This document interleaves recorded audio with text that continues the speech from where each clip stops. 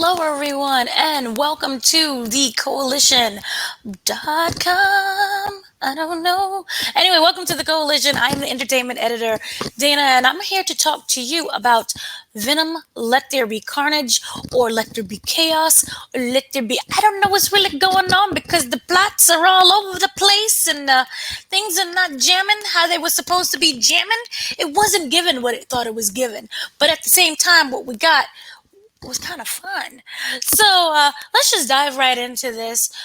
Let There Be Carnage starts off basically it was like a year after what happened in the events of the Venom of the original Venom, and we're dealing with Eddie Brock and Venom, his little parasite, his little best friend, little buddy. Now they're still struggling to live with each other. They're still bickering. They're fighting. The symbiote is hungry all of the time. Eddie is trying to keep him at bay. It's just not something that is working. Like I said, this seems like it is a really bad marriage. It seems like they should have never went together. They should have never been brought together, but they're stuck with each other, as we already know. Probably to like the end of time, but they are stuck with each other at least until the next movie because we do know that this is a trilogy. That is not a spoiler. It is a trilogy. But this is just a hot mess. And Venom is always complaining that he is hungry. He was complaining that he was hungry in the first movie. So in the second one, nothing really changes in that kind of relationship that they have going. He's just constantly always going to be hungry. And so we're dealing with that, but we're also dealing with Eddie's career is now on the rebound. Yay! And he's getting interviews again. Yay! And one of the people that he is interviewing is Mr. Cletus Kasady, who is over on death row. He is a serial killer, and he's about to be put to death. And so Eddie is there for like, hey, let me get an interview with this guy. Let me see if I can get in his head. Let's see if I can find out what's really going on inside this person's mind. And with Venom constantly being hungry and constantly wanting the flesh of the humans, he ends up in a weird way touching and caressing the Woody Harrelson, which ends up creating his own symbiote or his own parasite. I feel like I'm always pronouncing that wrong, so I'm going to just say parasite. He ends up creating Carnage, essentially, and we end up following the story of Kasady, of Cletus Kasady. They got rid of the wig, by the way, which made me really sad. They gave him like regular red hair. I really wanted that wig. I thought that wig was just, it was fun. And this is supposed to be a fun movie, but whatever. Let's give him straight boring hair. And so they got rid of the hair. But with this, we follow him. And yes, he's a serial killer. Yes, he's a terrible person, but he's a man who is also in love. He is a man who wants to reunite with Frances. And Frances is played by Naomi Harris, who we know will eventually become Shriek. And his goal is to basically reunite with her and to live in happy, chaotic bliss. But in the way, he is having to fight his way literally through prison.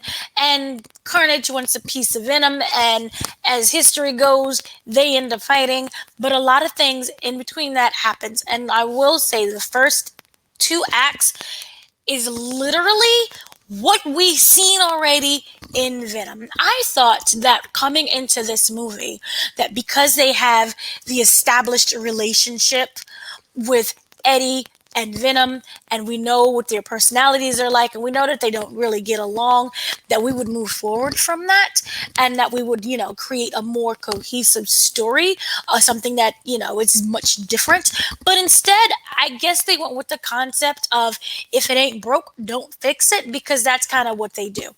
It's kind of a rehashing of the events from the first Venom movie, minus Eminem going Venom, Venom, Venom, which is kind of what I really liked about the first Venom movie, but whatever. So instead, like I said, it's very repetitive, and we see Michelle Williams. She returns, and she's Anne. She's the ex-fiance, and we see that relationship between them now, and how we do know that he wants her back, and she's like, no. and we're dealing with that. And then we're also dealing with the relationship between Woody Harrelson and Frances, so like I said, played by Naomi Harris. So it's basically, in a weird way, this kind of is a rom-com movie. And in terms of that, that's kind of cute. It's kind of sweet if we had not seen the original Venom and have not seen kind of certain things laid out before. So the Eddie Brock and Venom storyline is not something that is, I didn't really need to see them fight for like what 30 minutes straight tearing up the apartment, which we already seen that in the first one, but it could, whatever, it is what it is. And in terms of the Woody Harrelson and the Naomi Harris relationship, I really like that. And Woody Harrelson is the kind of actor where he can be completely a mess and a hot mess, and he'll just escalate that hot messness of it. And he is the kind of person who I really feel was great in this movie because they let him be uninhibited. And this is a chaotic, hot mess of a movie. And I mean that in probably the universal way. You could take it that as any way.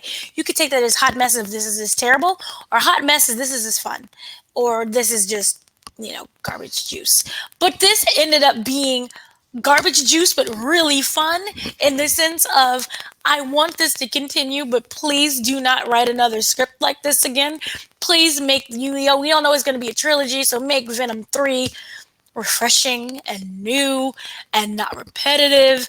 But it really did feel like they threw everything at the screen. They threw all the parasites at the screen, and whatever stuck with you, that's what you got. This really didn't feel like it had much of a direction, which is slightly disappointing because for me, Andy Serkis, he knows CGI. He knows how to bring out the best in the performances.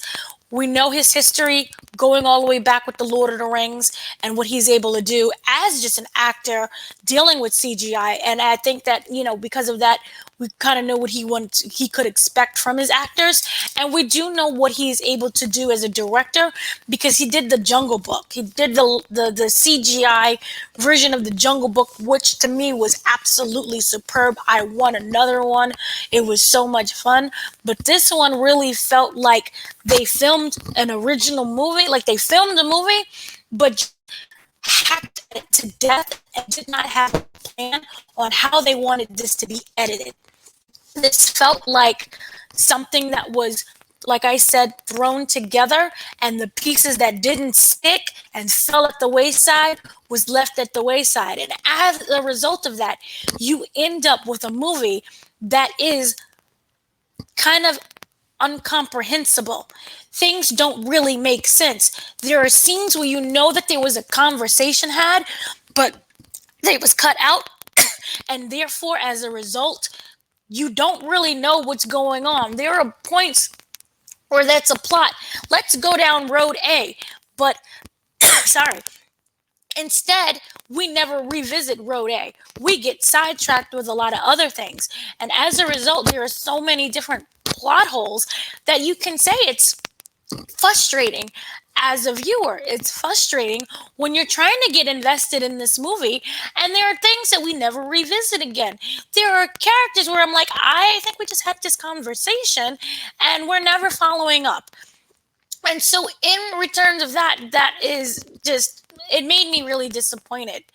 I really expected more from this. I am maybe one of the few people who really liked the first Venom movie. It's playing on TV darn near every day now on FX or someone's X. And I do like watching it. But with this, I do like watching. Don't say I did like watching this. And I did like what they gave in terms of, we just wanted if you wanted a movie where they're fighting and you wanted that, like the Godzilla versus Kong kind of thing where like, just get to the point and start fighting. It takes a while for them to get to the point and start fighting. But when they do, it's a lot of fun. It is hot mess. Some people I know was a turnoff with the CGI. They said that it was not. It felt like it was unfinished. And I can see that. There are moments where it did feel like it was unfinished. Things were missing a little bit, like, it was better than probably like CGI in the 2000s, but this was still fun. I do, however, wish that it was just handled with more care. I do wish that they wanted to respect the audience fully. And they did give us a chaotic mess. And sometimes chaotic messes are fun and it's good. And then sometimes it's a mess and it's not good. And this is kind of the best of the both worlds, where this is messy good and messy awful.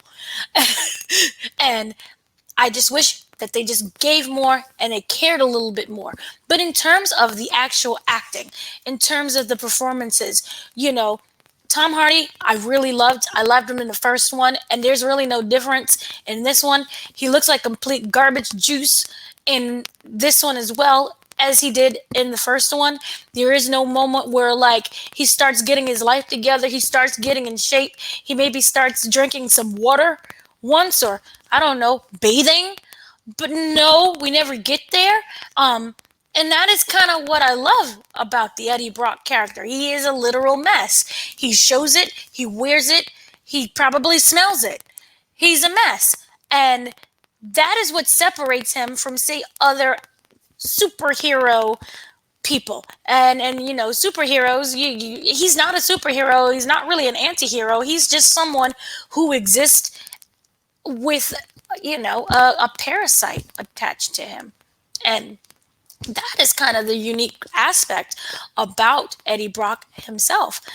And like I said, in terms of the acting thing, he gave exactly what he gave in the first one, just a little bit more high.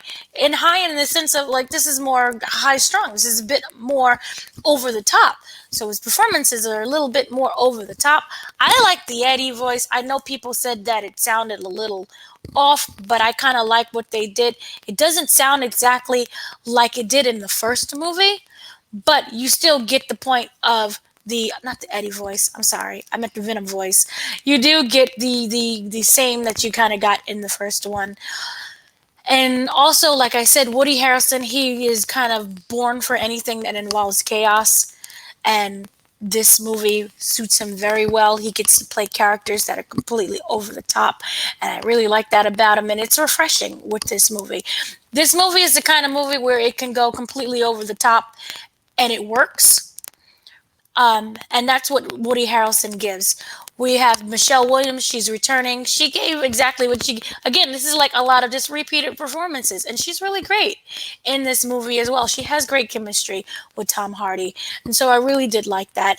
And then you have Naomi Harris into the mix, and she, as you already know, she's phenomenal in kind of anything that she does, and she's phenomenal in this. And you follow the relationship between her and Cletus Kasady and what they're going through, and you really want to see. Not going to give anything away, but we do know that she does eventually turn into Shriek, and we have comic books that state all of this, and we do know that she ends up fighting Spider-Man. And again, I'm waiting to see how they develop that. I'm waiting to see how that ends up playing out. Like all movies, this will have an after credit. There are spoilers and after credit. I'm not spoiling anything. This is a spoiler-free review, so I'm not going to say anything, but it's exciting to see what this movie and where this franchise could go. This, however, I'm not going to say it's a misstep.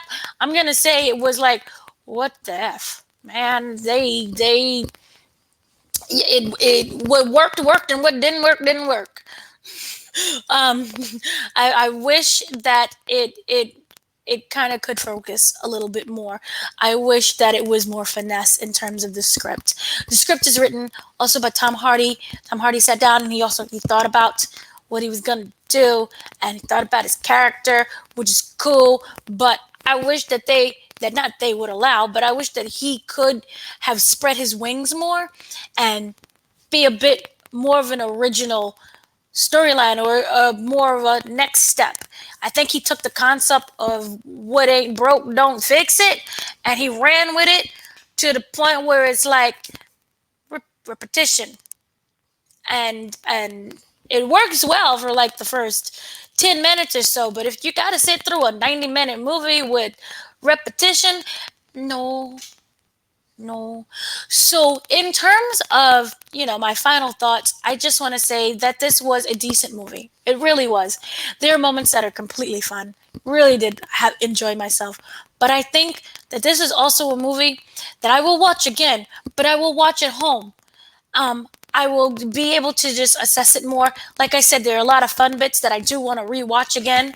Maybe, hopefully they will explain scenes that they probably did cut out, because it felt like they cut a lot out, and I really wish that I get to know more of what was supposed to go into those scenes, because it could make for much more enjoyable or a better understanding.